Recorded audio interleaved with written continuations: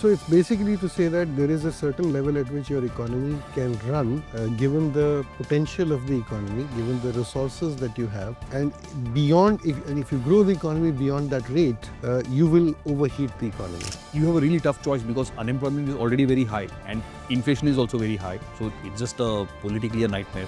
And that's exactly what happened in US, that while the oil prices are going up, it is a big shock. Ideally, the demand should have collapsed. It didn't really entirely collapse. Of course, the economy was weak, but didn't collapse. As a result of that, you still had some growth in the economy, but inflation also continued. But growth was relatively weak.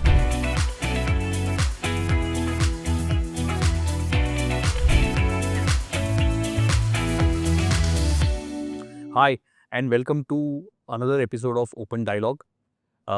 In the last approximately 2 weeks, a large number of interesting data has come out of the US. First, the US saw a contraction in quarter one in GDP growth.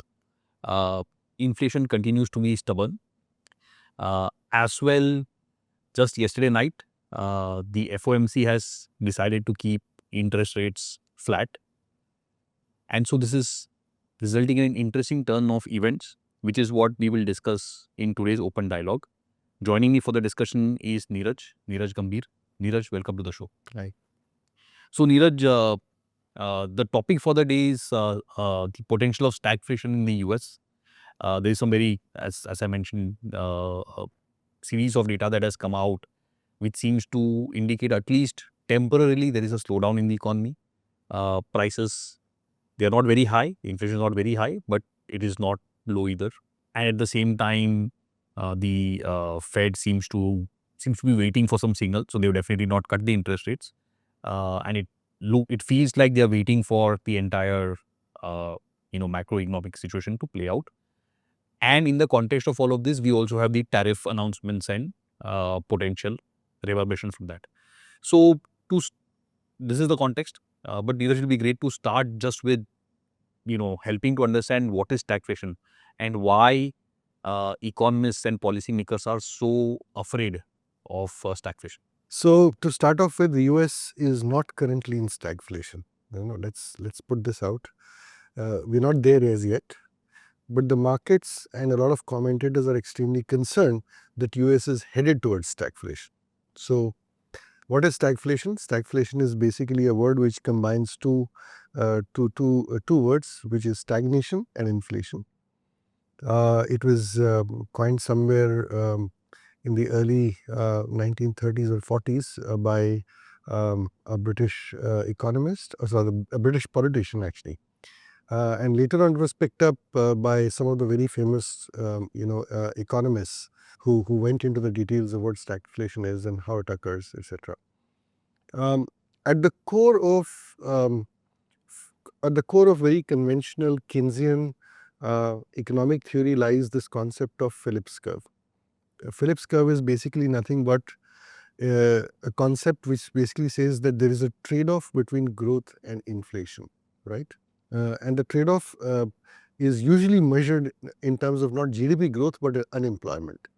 So if you have very low level of unemployment in an economy, which basically means that there are very few workers available to do the jobs, there is more demand than supply of workers, and that's why the unemployment level is low. The wages tend to go up, right? And as these wages tend to go up, the inflation in the economy tends to go up because the demand is strong. So there is an inverse relationship between unemployment level and inflation in an economy. If the unemployment is low, inflation tends to go up beyond a particular threshold. And this relationship is called Phillips curve, right? Phillips curve it's not a theory, it's an empirical relationship. But it's kind of held on for a large period of time in the past. So the belief was that this growth inflation or unemployment inflation negative correlation gives you, in some senses, a menu of choices where do you want to operate the economy. Yep.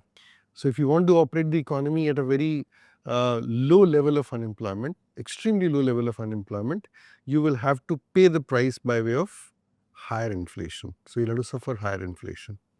And inflation, as we know, is a tax. So conversely, if you are if you want a lower level of inflation, it will come with a certain level of unemployment. You can't be fully optimally utilizing all the resources, including people, and have no inflation. So effectively, there is a concept of an optimal level of growth and inflation combination, which is kind of a theory, right? Right. And the uh, the kind of the explanation of this is that when employment is low, which means most people are employed, so there are more jobs than people, and hence the salaries are rising. As salaries rise, the input costs for the companies rise, and as a result, they need to increase prices. Conversely, as salaries rise, people have more income with them, so they can There's spend more. more. There's more There demand. is more demand, and as a result of which also prices rise. Also, by the way, when this happens, growth is higher because people have more money, and so they are spending more, and economic activity goes up. Yeah. And so, as you rightly said, there is a direct, straight kind of inverse relationship between inflation and unemployment, but there is a direct relation between inflation and growth. When growth is higher, inflation typically tends to Go up. pick up. I mean, unemployment is another way of measuring growth. Is another measure way of measuring growth. So usually we measure growth in terms of GDP, Right. but unemployment is another way of looking at. And if the growth is good, then obviously unemployment tends to be low. Right. So it's again, growth and unemployment is negatively Right. correlated. And this is where this notion of a kind of a intrinsic growth level comes in, which is economists have a view that, as an example, India's GDP growth should be X%, let's say 6.5%. Yeah. If it goes above 6.5, then inflation will catch up. If it goes below 6.5, then we'll have unemployment issues and so on and so forth. So there is some optimal. So it's basically to say that there is a certain level at which your economy can run, Right. Given the potential of the economy, given the resources that you have. Correct.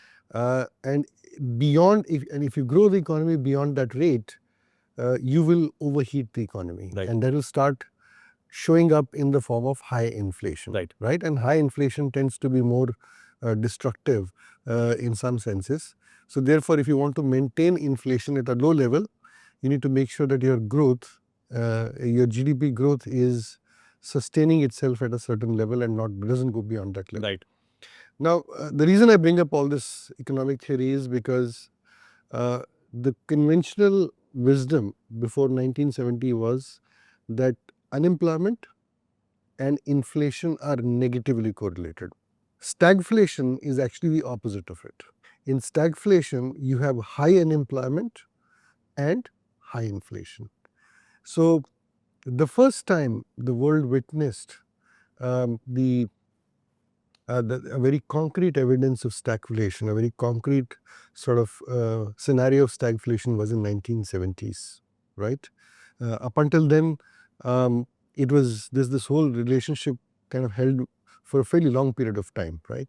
Stagflation presented a very difficult policy choice for the policy makers because, again, the conventional theory says that if you have, let's say, high unemployment, which means the growth is low, and inflation would also be low at that point in time, you can inflate away the economy in the sense that you can do more fiscal expenditure, you can do some monetary policy easing, and using that you can actually bring the economy back into a growth phase. Of course, in the process, some inflation will also come in, right? The converse, if the economy is overheated and you have a high inflation and high growth, then you need to sort of withdraw the stimulus, tighten fiscal belt, hike policy rates, take the interest rates up, and therefore you bring the economy back to a more sustainable level. But what do you do if you have high unemployment, which means growth is weak, but you also have very high inflation? So these conventional tools don't seem to be applicable and helpful at that point in time. And that is why stagflation kind of becomes a difficult phase from a policy perspective. So just kind of on this point itself, if let's say hypothetically, if any country, let's say US's potential GDP growth rate is, let's say 3%. If US were growing at 3.5, inflation would be high, and hence the Fed would then increase the interest rates. Unemployment would go up a little bit, but it's fine. It's like, people are not hurting. Anyway, there is always a little bit of unemployment because of frictional reasons. People are between jobs, or some people just don't want to work. They are voluntarily retiring, etc. So if unemployment goes down a little bit, the economy is overall fine. Growth rate will come down a little bit, but also inflation will come down. And hence, price hikes don't pay the havoc that they otherwise do, because inflation actually hits the poorest the worst. That's right. It's It's a tax. it's a very negative kind of a tax, and it hits the poorest the worst.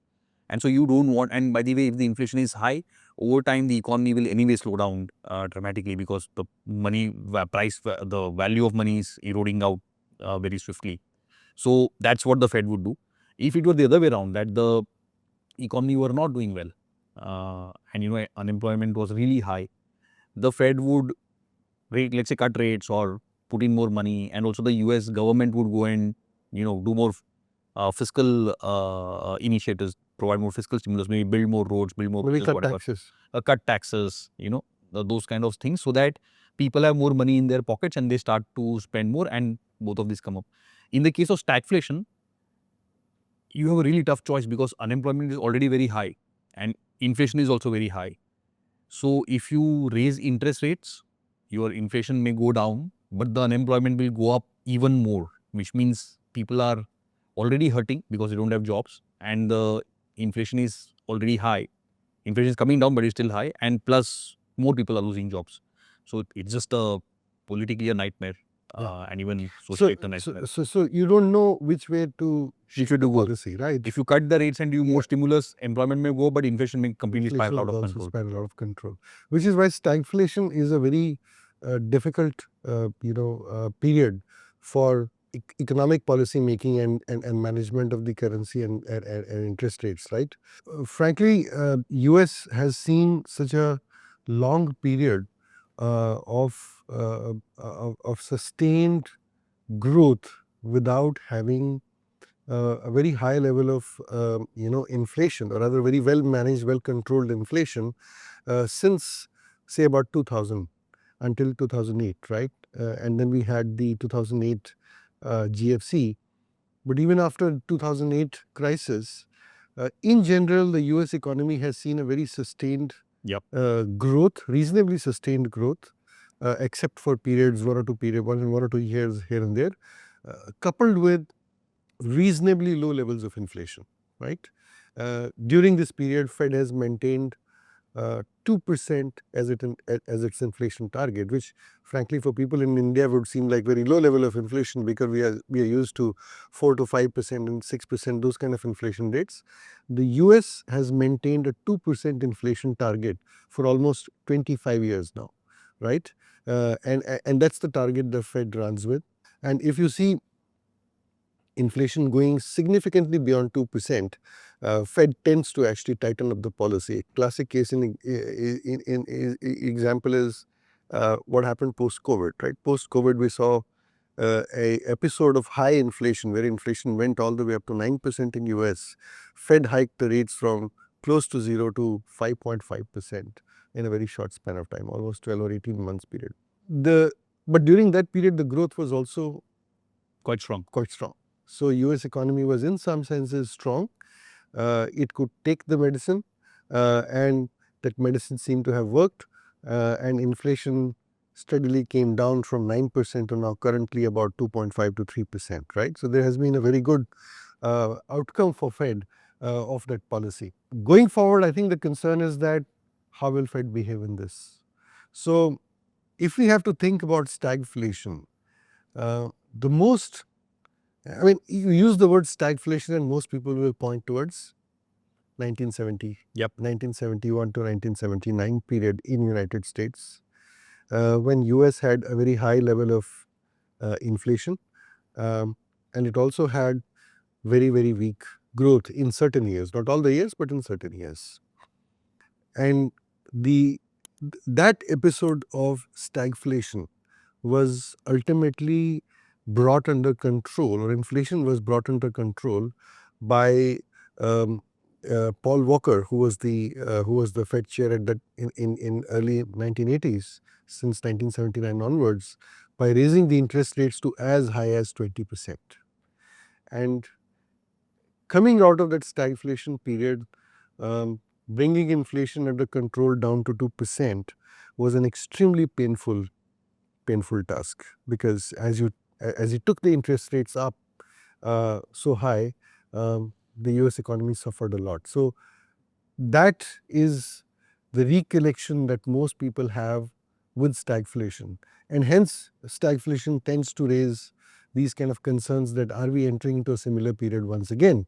Um, and whether Fed will be forced to do something similar, if you have inflation going into that kind of spiral again. So Neeraj, if we just go back to this the 70s episode first, and then we'll come back to the current situation.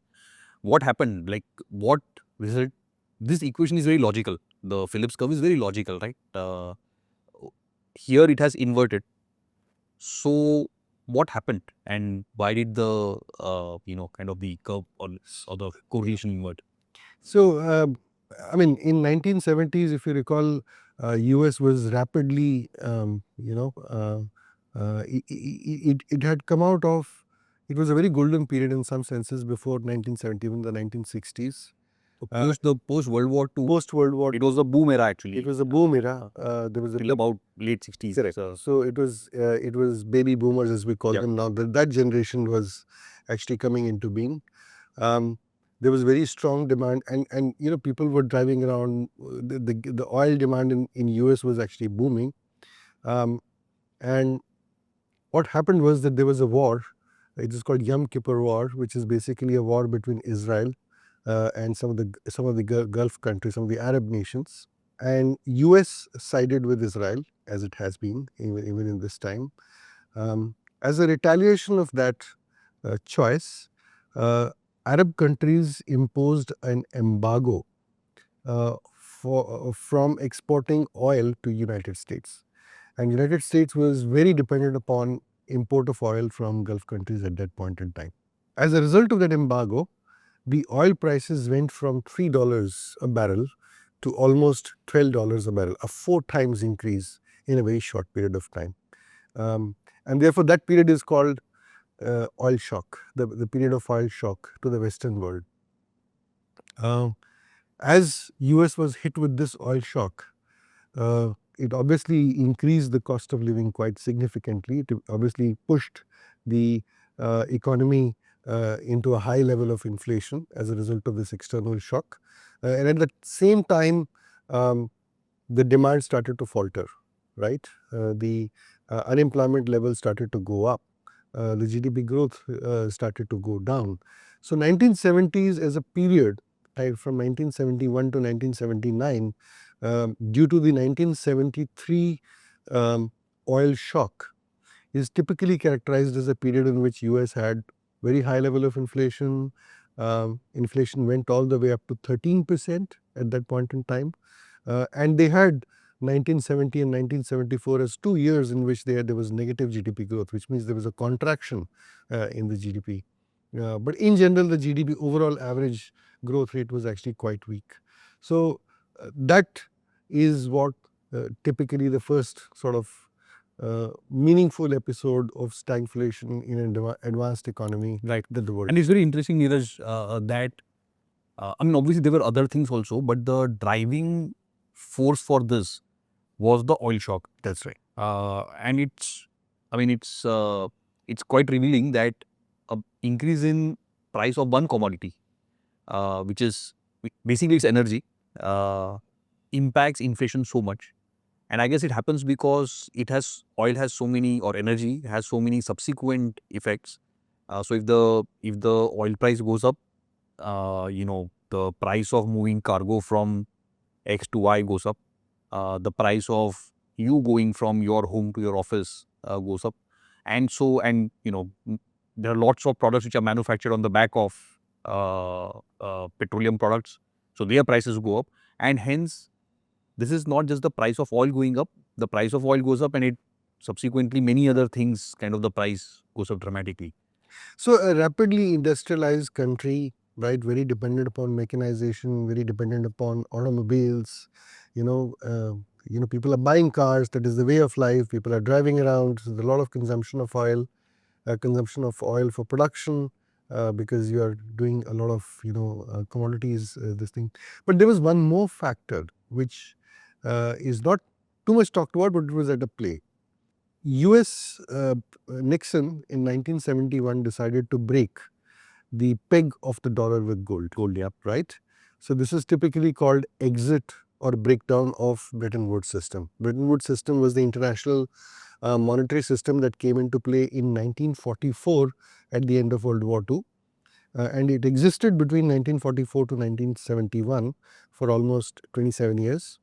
What was Bretton Woods system? Bretton Woods system was basically a system in which currencies were effectively pegged to gold. Yep. Right? Dollar was pegged to gold and some currencies were pegged to dollar. So effectively the whole currency system is pegged to gold. 1971, Nixon decided that it is no longer possible to maintain that peg of the dollar with the gold, and he broke it. What happened as a result of that breakage of the peg is dollar depreciated quite significantly. Dollar depreciated quite significantly against most of the major currencies at that point in time, whether it was Deutsche Mark, whether it is, franc, British pound. And 1970s in general is characterized as a period in which dollar continued to be very, very weak. So it was a period of dollar weakness. Now, if you are importing a lot of stuff, right, including oil, even though oil is priced in US dollars, so it doesn't necessarily affect that equation. But if you're importing a lot of things and your currency tends to weaken or goes or weakens, it is inflationary for an economy. So not only was it just the oil shock was obviously a large component of this, but dollar weakness during that period of time also contributed to a very inflationary setup for US economy, right? And the dollar depreciating causes weakness because as the dollar depreciates, imports become more expensive. That's right. So earlier, let's say, again, we had this example last time. Let's say the dollar to rupee is at 85 for argument purposes. If India manufactures something for 8,500 rupees, that costs $100 in the US. If the dollar depreciates, which means that the rupee appreciates, and so let's say the rupee goes to 80. So this product now costs far more. It costs now 100 and whatever, $3 or $4. And so if you are in the US, you were earlier you were getting this product for 100, now you're getting for 103. That's right. So by nothing changing, just by the dollar depreciating, the inflation has gone up by 3%. Also, obviously demand falls because as the price goes up, the number of people who are buying that product also kind of falls. And so it then subsequently also plays into the growth side of the... So there is this classical equation which all of us have studied maybe in economics to say that, if the price goes up, demand comes down, right? As the demand comes down, there is excess supply, right? So the suppliers have to cut the prices to bring the demand back. So effectively there is a equilibrium mechanism that plays out in an economy.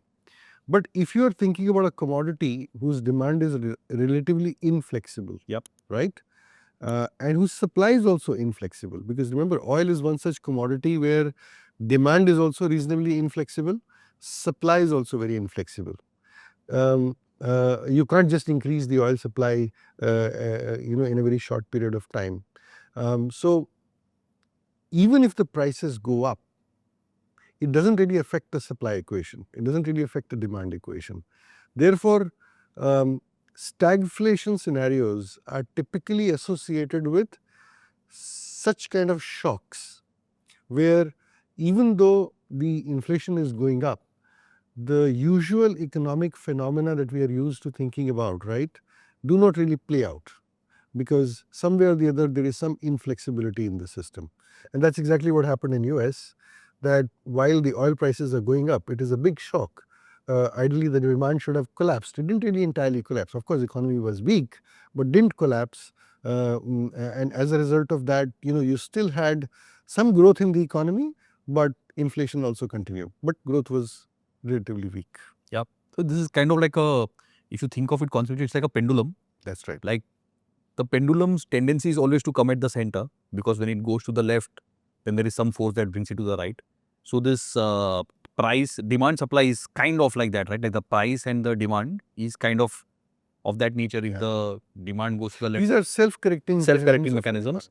But then some stagflation happens when something externally is coming in, and like the pendulum is not just being supported by gravity, but let's say somebody is pulling it further back, and so then it can't self-correct or something of that nature. So there's a what we call as an exogenous shock that applies to an economy, and that self-correcting mechanism does not really play out in itself, or even if it is playing out, it is playing out in a much longer time frame than we are used to seeing. Than you would like.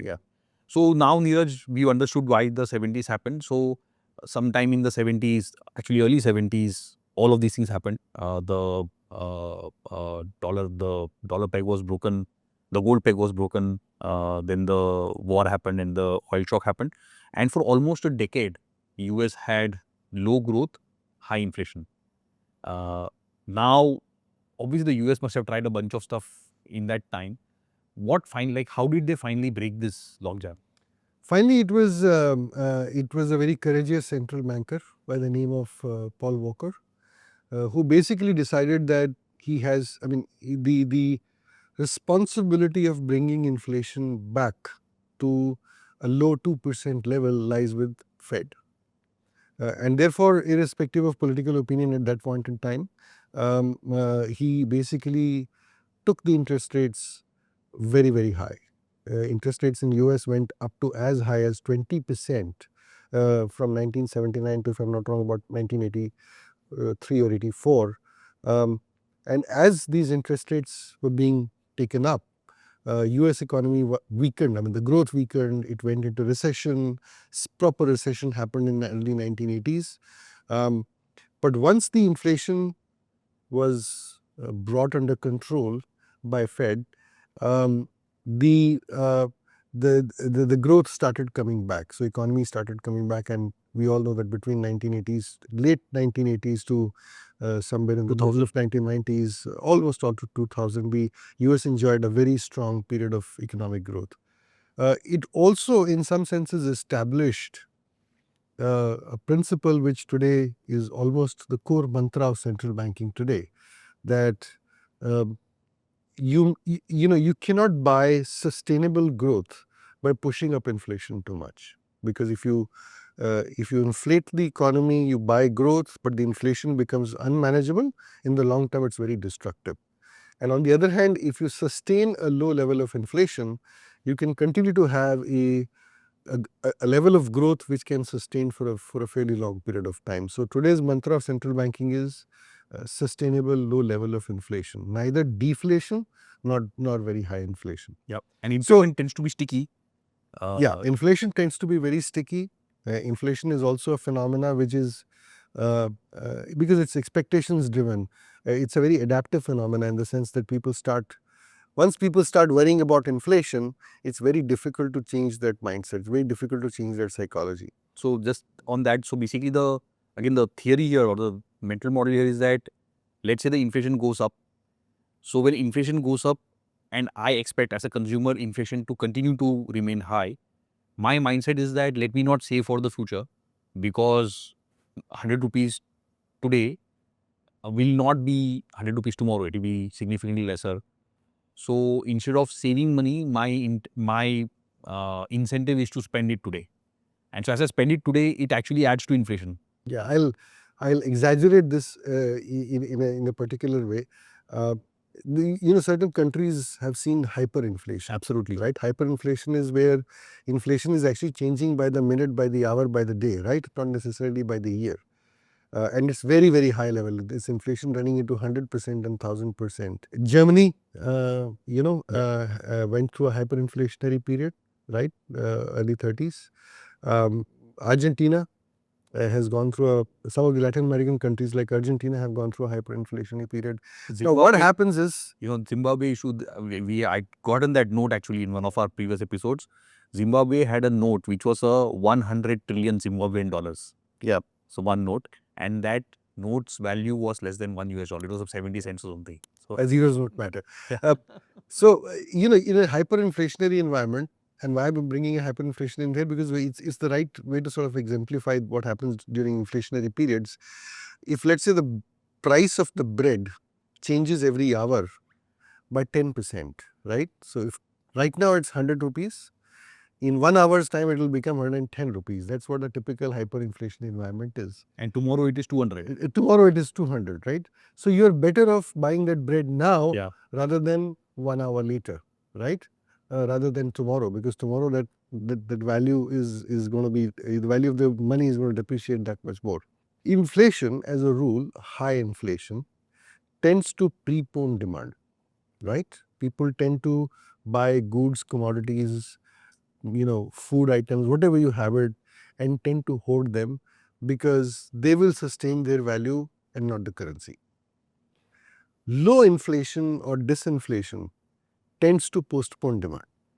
So if you have a country which has low inflation or which has disinflation, the demand gets postponed. The classical example of low inflation, disinflation is Japan in the 1980s. So 1980 to almost now, late 1980s to almost now, low inflation, disinflation has meant that Japanese have tended to save more, consume less, right?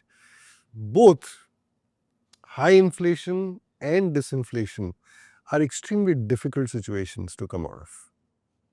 I mean, Argentina, since 1970s, has been a sort of poster boy for hyperinflation, right? And it's only now that they have managed to bring it under control, right? So the point that I'm making is that, therefore, the central banks try very, very hard nowadays to make sure that inflation remains very well anchored. And the monetary policy is very, very focused towards bringing the inflation down to a particular level. Understood. Great. So now, Neeraj, let's kind of shift tracks and come back to the present situation and talk about why people are worried that we may have stagflation again. Particularly given you mentioned that for the last, actually post the global financial crisis, the US has had almost a dream run in terms of growth, stable inflation, and so on and so forth. So what's happening now that worries people that there will be a stagflationary environment? So obviously, the new Trump administration has done a massive reset of the US, I would say, um, economic, political, and geopolitical framework, right? Um, the focus is on international trade. US has been running very large current account deficit on merchandise trade with a lot of economies. That includes, and everybody knows about this, is China at the top. But you also have large trade deficits with countries like Canada, Mexico, European Union, even India, South Korea. So Trump administration thinks of tariffs as a way of managing these imbalances. And therefore, Trump has imposed a very high level of tariffs on a large number of countries. These tariffs, this kind of tariffs or proposal of these kind of tariffs has not been seen in US for almost 100 years now, more than 100 years. The last time there used to be these kind of tariffs in US was early 1900s, 1903 or thereabouts. So US economy has obviously changed a lot over the last 100 years, right? Its dependence on global trade has become massive. We all know that China has the factories for the world. So the production that happens in China and the consumption that happens in US is quite large. A lot of day-to-day commodities, day-to-day items are produced in China and consumed in US. So when you impose these level of tariffs all of a sudden, even though Trump has given or the US administration has given 90 days time frame from April 9th onwards for most of the other countries where they have come up with retaliatory tariffs or reciprocal tariffs, China still continues to be in a very high tariff regime, right? Uh, we know that the manufacturers cannot absorb this level of tariffs, right? Neither can consumers.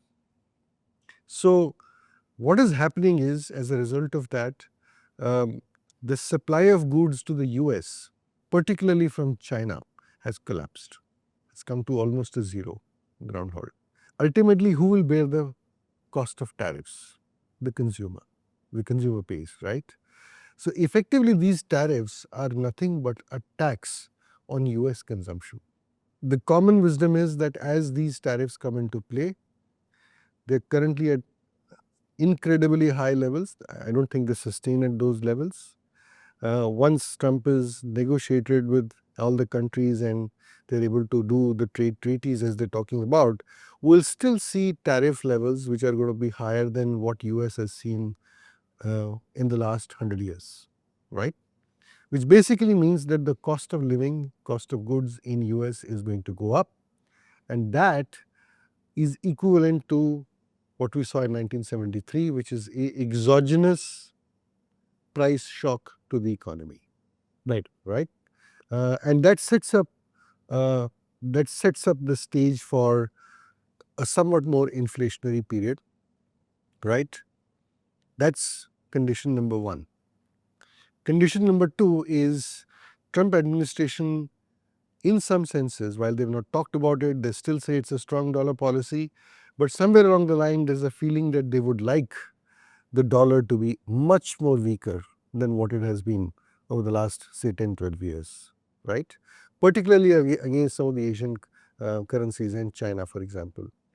And therefore, this whole chatter about what is called a Mar-a-Lago Accord, where concentrated way the weakening of the US dollar. Again, it kind of goes back to what happened in 1970s. Dollar was weak. Again, we have seen dollar being extremely weak, and therefore this is the second condition which is being put in place. And thirdly, we know that Federal Reserve was hiking hiking interest rates. There was some weakness coming into play in US economy, and due to this tariff shock, the expectation is that the demand in the system will not be as strong. So you are likely to see a period in which there will be an inflation shock on account of tariffs. There will be an inflation shock possibly on account of weakness in US dollar, and the demand will not be as strong, and therefore this period is being, it's going to look pretty much like what we saw in 1970s, higher inflation, weak growth. Understood. So actually, we covered a little bit of this in our last episode, Neeraj, which is in an ideal world, if you put tariffs, the prices would go up, and hence US would start importing less and exporting more because of the same discussion we had, that the imports become more expensive, exports become cheaper, and so the volume of trade should start to balance. If that happens, in an ideal world, the currency would appreciate, right? Because kind of there is less demand for dollars and more demands for, let's say, yuan, or actually the other way around. There is less demand for yuan and more demand for dollars, so the dollar would appreciate. And when the dollar appreciates, actually the landed price would fall because the production cost is the same. In this case, actually, even that's not happening. Yeah. The reverse is happening. The reverse is happening. And again, it's an exogenous shock that instead of the dollar appreciating, the dollar is actually depreciating. Because also at some level that's the policy agenda of the government, but also there is something else happening on the capital side, which is there is no Mar-a-Lago Accord yet, but there is an expectation that something of that sort will happen, and lots of people are selling the US treasuries and kind of taking money out, and that's resulting in the dollar depreciating. And hence, actually, it's a double whammy. The tariff is also increasing the price, and the depreciation is increasing the price even further. See, the economic adjustment that you described because of the currency and the tariffs, if it happens smoothly, great. Right. But the reality is it doesn't happen smoothly. It may not happen also. For example, there is this common, conversation that you hear sort of joke that you hear is that who in US wants to make sneakers, right? Who wants to work in a sneaker factory? So why should US set up a factory to make things like sneakers, which today are basically made in mostly in Asia, China, Vietnam, or one of these countries where labor is cheap. Um, and what US actually specializes in services, right? Which pays better than what the factories pay. So there are these inflexibilities in the system. So just because you put a 30%, 40% tariff on sneaker import doesn't mean that the sneaker production will actually shift from China, Vietnam, India to US, right? You need to find the right kind of labor, the right kind of, um, you know, um, manpower to sort of be able to do that. Uh, and because this balancing may not happen very efficiently, or it may take a very long period of time, you will have a period in which the supply chains will be broken, the demand will be impacted. And that is pointing towards a stagflationary scenario. Right. And so, Neeraj, as we stand today, how real is this? Uh, Question number one. And question number two is that what can, like, obviously, I'm sure the folks in the US, the Fed, and people in the Treasury and so on, so are very worried about this because this can be a catastrophic scenario. So, what could they potentially do to solve for this? Well, how real is it? Nobody knows, because the shock that we are talking about is tariffs, Right. and breakdown of global supply chains. We are at a stage where a lot of uh, tariff chatter is there. US administration has done a whole bunch of things. Trump has announced very large tariffs against countries, but there is a lot of flip flop that is happening in the policy. Also, the tariffs are being seen as a way of negotiation with the countries to come up with something which is good for US. Although uh, very few countries or very few people seem to know what is that, what exactly is that.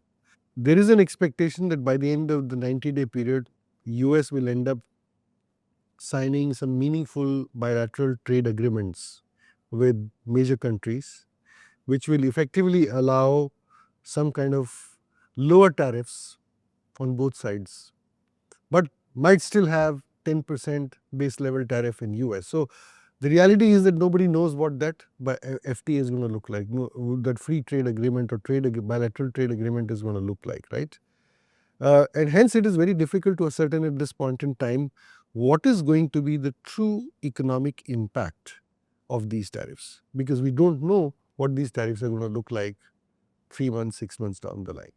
Um, Before the tariff story started, US Fed was on its path to cut interest rates. Yep. Right? They had already Actually, cut they the cut interest already. rates by 125 basis points. Um, and as the inflation was steadily coming down, Fed was looking to cut even more. And the markets were pricing in, rates going down to 3.5 or thereabouts. And the Fed and any central bank, actually, no central bank does one or two cuts and then stops because Yeah, it's usually a series of cuts because and they want it to be gradual and so on and so forth. And yeah, so the tariff story has completely vitiated their economic outlook, right? And that's exactly what Chair Powell said yesterday in FOMC meeting, that we don't know what the ultimate impact of these tariffs is going to be, both on growth as well as on inflation. Tariffs are supposed to be inflationary. But the question is it a one-time inflationary or is it sustained inflation, right? Um, and this a one-time inflation shock, maybe central banks can look through. But if the worry is that this will cause sustained level of inflation because inflation expectations have changed, central banks may be forced to take action. Unemployment, because if you're going to have a period in which the demand is going to collapse because of tariffs, it will lead to higher unemployment. You know why? Because In the meantime, capital investments almost all over the world have come to a knot. Nobody's putting in new factories. Nobody's thinking about, because till such time you're clear about what the global supply chains are going to look like, what the tariff equation is going to look like, no internationally active manufacturer is going to commit capital to new capacity. Right? Absolutely. And that's happening in US as well. Therefore, it is going to have an impact on the demand. And if you don't know what demand is going to look like, if you don't know what employment situation is going to look like, if you don't know what inflation situation is going to look like, it's very, very difficult for any central bank to either hike rates or cut rates. And that's exactly where Federal Reserve is today. And that's exactly what they're saying, that they will patiently wait out this entire period of uncertainty to see if they need what their next step is going to be. Yeah. And the context here, Neeraj, is that actually the Fed has just come out of a, as you mentioned, of a period where inflation was very high. And actually the Fed kind of missed the signal, right? They were late to react. So if as an example, if I put myself in the shoes of Jerome Powell, just 18 months back, I was being accused of not having seen inflation go so high and reacting late to it. And now I'm seeing inflation go higher. So I would be under tremendous pressure to actually raise the rates if that happened. Yeah. And if that happened, then that will bring further downward pressure on the demand side. And so, likely you could see growth go even lower. Yeah. Which could then, further complicate the stagflation So situation. I don't think Fed is at a spot where they're thinking about hiking rates. Yep. If you look at the forward, view or projections of U.S. interest rates coming out of various markets, markets are still talking about roughly 5 to 6 rate cuts by Fed over the next 12 to 18 months, even now. Right. Clearly, markets think that the Fed will, whatever happens on account of tariffs, the Fed will be able to see through it as a transitory or one-time impact. And if there is impact on growth, which seems to be a big worry right now, the Fed will be forced to cut to support the growth because they have a dual mandate, right? But we don't know how this actually plays out. We don't know how this plays We don't know how this plays out. By the way, in this context, it's also important to note that there are 3 main pillars of this US administration's policies: tariffs, tax, and deregulation, right? What we have seen so far is tariffs. There is an expectation that by June or July, you will have the tax policy come into play. And there is an expectation by somewhere close to September, you will have the deregulation come into play. While tariffs have been extremely negative for the economy, the tax and the deregulation are likely to be very, very supportive of growth. Yep. Right? So, where we are going to land up in roughly 6 months' time, as far as the view on US economy is concerned, is highly uncertain at this point in time because we don't know what those policies are going to look like. And therefore, it looks like that the Fed is going to be in an extended pause, at least until July, August, if not longer. Sure. So, Neeraj, we spoke about stagflation, what it is, why currently the US is in a stagflationary kind of a situation. Your views first on this, like what could potentially they do to stop this? And then we'll come to impact on India and the rest of the world. And So, I mean, if you go by the 1970s episode, which is the only real episode that we've all seen of stagflation, if inflation does actually spiral out of control, by the way, 1970s saw inflation level going up to 13%. Yep. This time around, nobody's talking about that level of inflation. If it goes up, maybe it'll go up to 3.5%, not too far away from Fed's target. It'll still be that the Fed will probably have to think about hiking rates rather than cutting rates to bring inflation under control. Because remember, central banks tend to have a somewhat asymmetric reaction function. Yep. Right? In order to sort of manage their credibility, they tend to take inflation far more seriously than growth, right? Even though a central bank like Fed has a dual mandate, right? So my view is that if the inflation really spirals out of control, starts to inch up again, and there is no visibility and there is no confidence that the shock that happens on account of tariffs is transient, is a pass through, is a short term shock, Fed will probably look to reverse the course and start thinking about hiking rates, right? Which in turn is going to be bad for US economy. Remember, we have been talking about recession in US for almost 3 years now, right? Yes. The world has been worried about the impact of a rapid fire increase of rates by US Fed post COVID for almost 2 to 3 years, right? That never transpired. That never materialized. US economy continued to chug along at a very healthy pace despite a very strong dose of medicine by Fed of hiking rates by 500 basis points, right?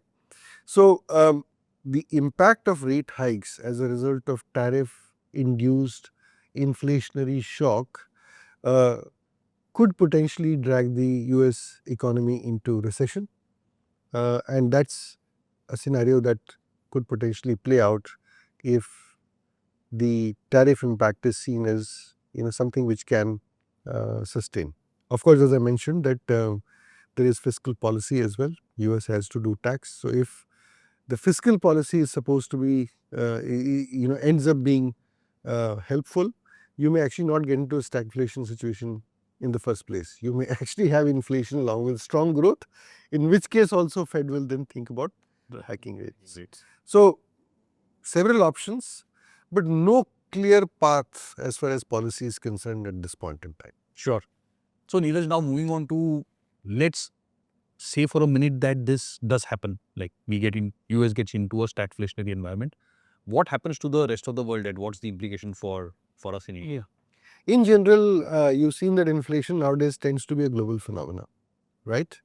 You saw low inflation environment, persistent low inflation environment in most of the Western world sustain through the 2000s, 2008 onwards particularly. And once the inflation came back post-COVID, it actually came back all across the world. So even inflation was high in US, inflation was high in Europe, inflation was high in India, inflation was high in many other parts of the world. And once inflation started going off, it started going off again everywhere similarly, right? In Europe, in US and in other parts of the world. So, and tariffs are something which will affect the whole world. It will affect the supply chain of the whole world. So my view is that if you see a return of inflation in an economy like US, it is not going to be just US, it is going to be far more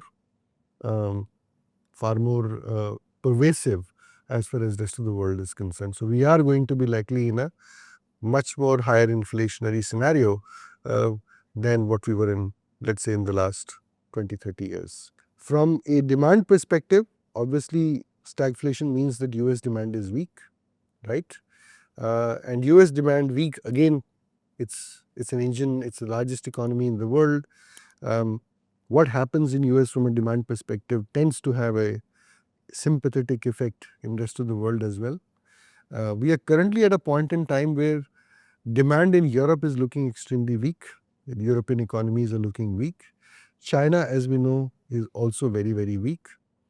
And if US also goes into some kind of slow growth, low growth mode, it will drag down the entire demand across the world to a lower level. India has been able to sustain its demand growth certainly at a fairly decent level, right? This year will probably grow at about 6.5%, right? And that is frankly something which is probably best in the world at this point in time. We are insulated to some extent, but we are not that much insulated. There will be a spill-through effect, there will be a pass-through effect on India as well if the US growth tapers off quite significantly. So broadly the world is very connected, and so higher inflation in the US likely will mean higher inflation everywhere else. And particularly in the case of US, inflation gets exported very quickly because the dollar is also the reserve currency for the world. At the same time, US is the single largest consumer, and so if consumption in US goes down, it will definitely have global ramifications. Manufacturing countries like, or rather countries which are exporting to the US, likely to be impacted more, but it will also, kind of in some manner or the other impact India also. As an example, when US GDP is low, IT services get Yeah, I was about to suffer. say that. I mean, typically you see that the expenditure on investment, capital investments and Correct. technology Yes, tend to suffer, right? because those are discretionary expenses and you kind of cut them first. And IT services demand going down means lesser jobs in Yeah, India. yeah.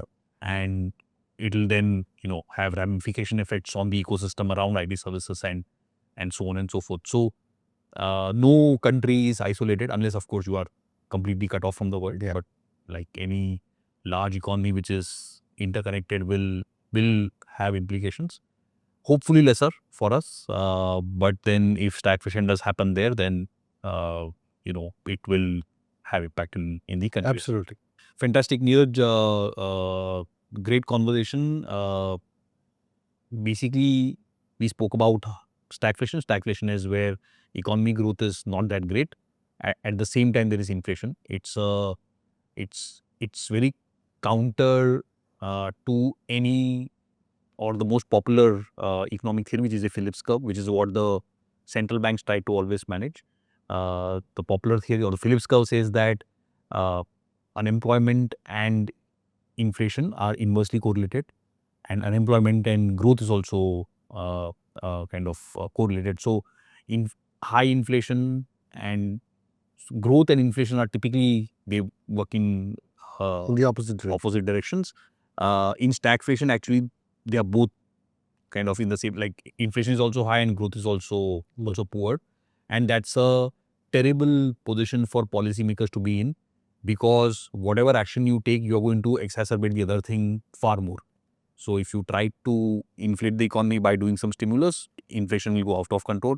If you try to control inflation, unemployment, which is already high, will become even higher. So it's a really bad situation to be in. Also, this situation tends to be sticky, and to come out of it requires fairly heavy dose of, in cooling of the economy, like we saw in the US. You spoke about the 70s example, which happened because of the oil shock. But there, the way US came out of it was to raise interest rates to 20%. And actually, forget US, even India, hasn't seen 20% interest rates in That's the, and for US to think of 20% is like a really, really, really high interest rate. So they had to get to that level to get out of stagflation, which obviously means that the economy suffered, people suffered, and so on and so forth.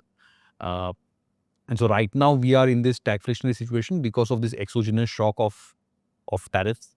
If tariffs come into effect, prices go up. Uh, prices go up, the economy also gets hurt because the economy can't self cure or self kind of come back to the previous position by increasing supply, because supply is going to take time to kind of come back. At the same time, the US dollar, instead of appreciating, is depreciating. It should have ideally appreciated, which would have balanced the equation, but it's depreciating, which is actually worsening the equation. So uh, it could result in significantly, it could result in higher prices and lower economic growth, which could result in the stagflation type of a situation. Whether it evolves into that or not, at this point in time, is very difficult to say, because frankly, it's not very clear how the tariff situation will emerge. Hopefully, that settles at a significantly lower level. And then there is some inflationary shock, but it is not that much that, it really kind of changes stuff. But in the case that it does transpire and tariffs are high and the inflationary shock is large, and also it fuels further inflationary expectations and becomes sticky, then there could be problems, and then likely the Fed would have to raise rates to get it back to normal. If a stagflation situation happens in the US, the rest of the world is not going to be isolated. It is going to impact both on the inflationary side as well as on the demand side, all the countries. And even India, though we are more isolated, we will be impacted. We would likely see uptick in inflation and a slowdown in growth. And it's a situation that hopefully we don't get to. but if it does happen, we have to be thoughtful and prepared for. Fantastic conversation, Neeraj. Thanks a lot for your time. Pleasure. Thank you for listening into this episode of Open Dialogue. I hope you enjoyed this as much as we've enjoyed bringing it to you. We are overwhelmed by the response that we've received and really look forward to your comments and feedback. Do like and subscribe to our channel to keep track of new episodes that are coming through. Thank you.